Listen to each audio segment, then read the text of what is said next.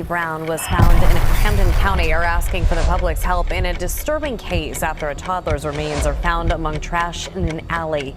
Police make a major break in a case that has concerned officers for weeks. 4 people are now arrested and charged after shots were fired on a home where 2 officers and their newborn baby were inside.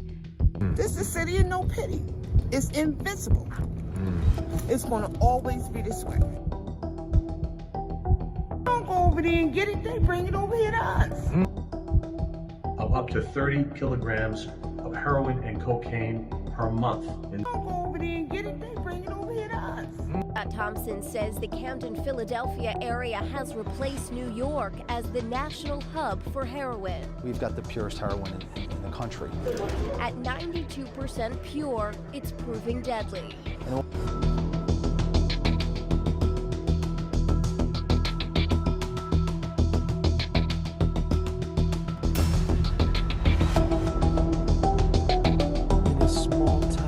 Become abandoned to the world. It once held its significance to the world. Anyway, in this small town called Camden, New Jersey, a guy by the name Mr. Major Coxson was a man with money, power, respect, with an interesting story. And some say he was something like an octopus being connected to some major players in the dope game throughout different regions.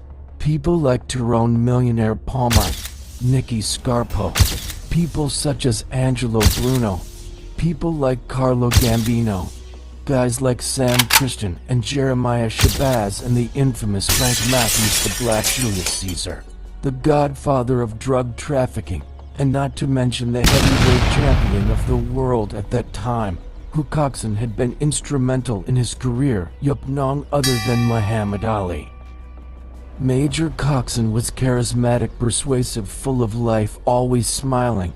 He was having his reign in the 60s, able to dictate and control the illicit number running and drug trafficking, being involved with some serious crime, with serious people. So who is Major Coxson? Today on Street Encyclopedia we tell you the truth and nothing but the truth. Okay, let's go back into time. Let's rewind to the 60s, where Major Coxson was a well-known public crime figure. The name Major Coxson alone stood out. We hear many things. Some say a con man, others say entrepreneur, car dealer, even activist. To some, it's all different things come to one's mind whenever his name is mentioned. But to the local law enforcement, he was a crime figure. And here's his story, brought to you by Street Encyclopedia, where we spread awareness.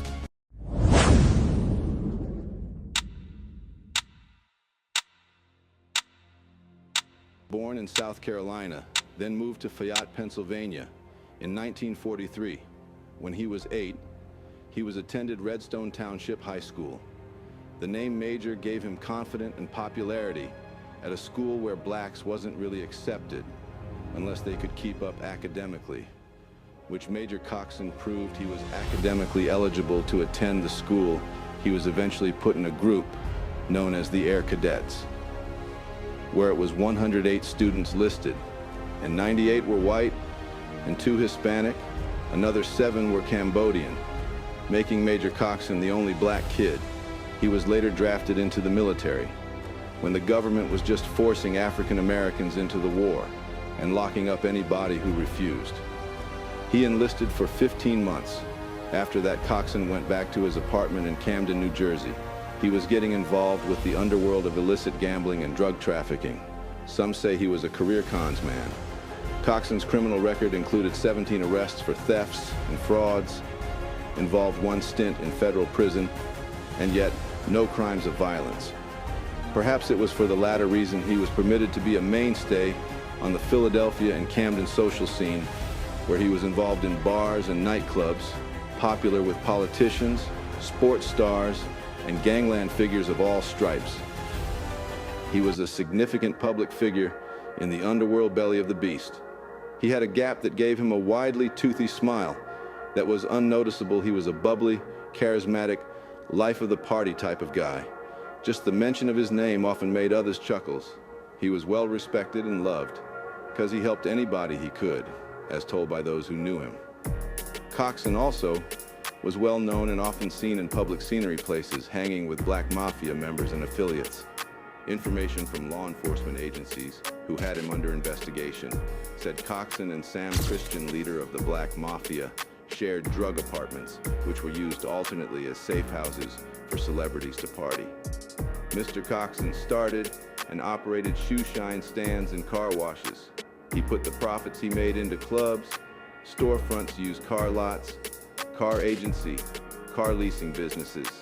One particularly was the splashy restaurant in downtown Philadelphia called the Rolls-Royce Supper Club, and sold a considerable markup to Lillian Rice, the city's most famous madam.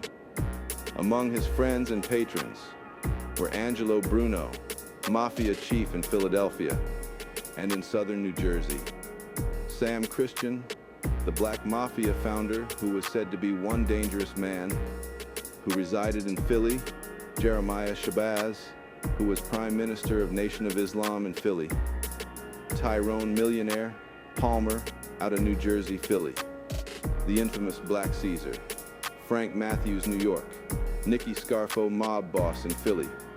The list goes on down to the heavyweight champion of the world, none other than Muhammad Ali, Sammy Davis, Stanley Branch, civil rights activist who helped Coxson get the club, and the Don himself, the boss man, Carlo Gambino, head of the Gambino crime family. It's safe to say Coxson had one intensive profile. He was a part of a major crime network of organized crime with an impressive, lucrative stream of income.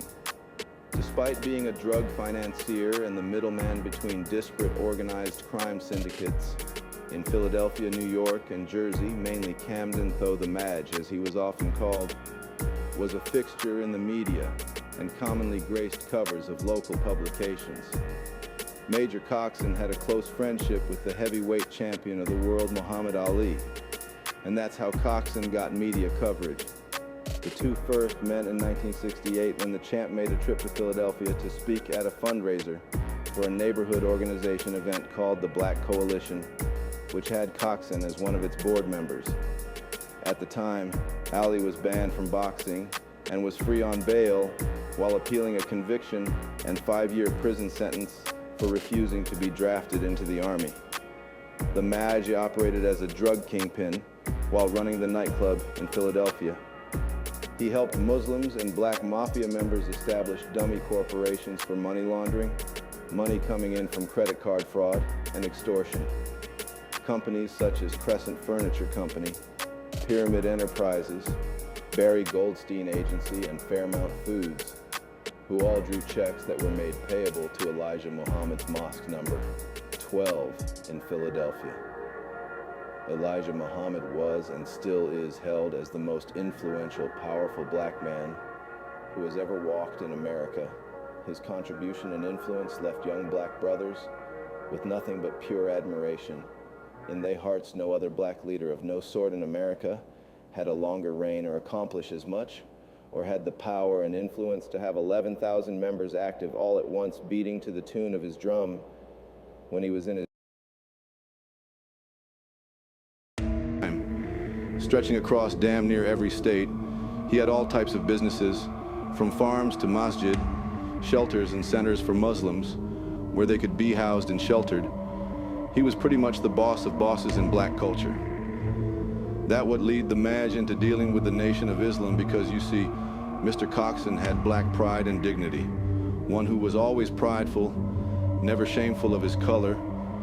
He loved his people. Back in the spring of 1969, an unidentified young black girl who was beaten by a fleet of white police officers. And the following year later, in 1970, Rafael Rodriguez Gonzalez, a Puerto Rican motorist who was beaten and killed by other white officers. Because of it, it caused a lot of chaos, which struck riots in CamdenNj, which were brutal for cops, to the point a 22-year-old white male cop by the name Rand J. Chandler was murdered by gunfire because of these riots. In the heydays. Crazy back then, Mr. Coxson was 42 at this time. had enormous influence to black culture, so at that time in his life, with all the civil rights movement, Black Panthers, Nation of Islam, the idea struck to him. He knew in order to help his people, he would have to be in position to do so. So this is where he ran for office as the mayor of Camden, New Jersey.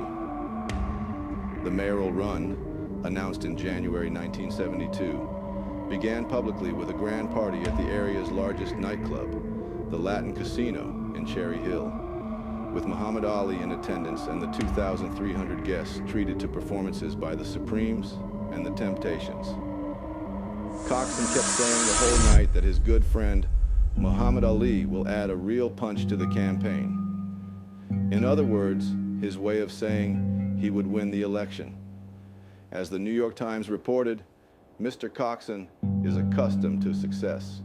The evidence was his 11 Rolls Royces, Lincoln Continentals, Jaguars, and other specially built cars loaded to the sunroofs with color televisions, phones, red leather, charcoal mouton carpeting, bulletproof glass, and price tags up to $72,000.